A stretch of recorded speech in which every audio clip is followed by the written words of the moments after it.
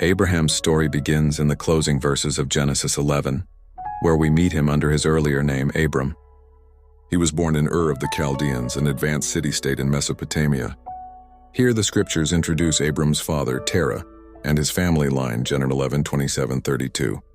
The narrator makes it clear that though Abram's ancestry goes back to Shem, the son of Noah, his family had become embedded in the pagan world of Mesopotamia. Joshua 24:2 later confirms that Terah, Abram's father, served other gods. Thus, before Abram's calling, his family was not portrayed as faithful worshippers of the one true God.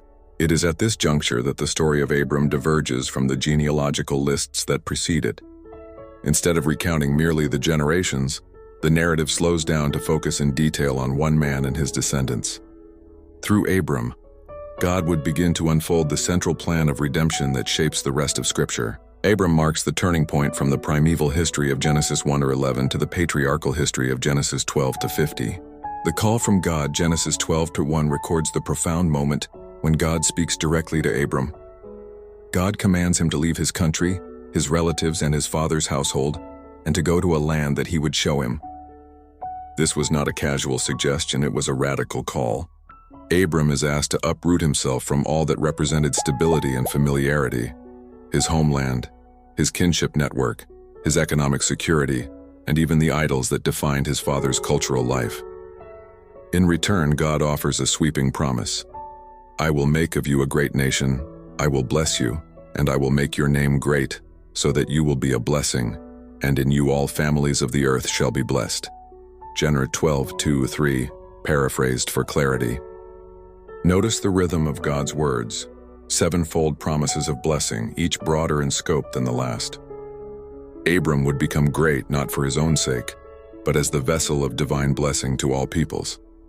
This introduces the key theme.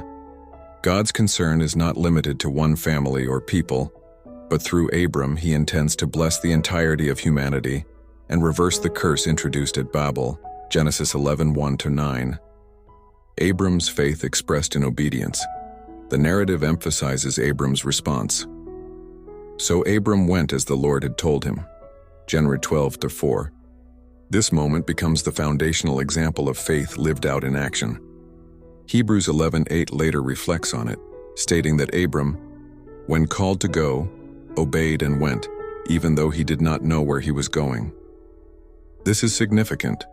Abram did not see the full picture, nor did he know all the challenges ahead, but he trusted the voice of the one who had spoken to him.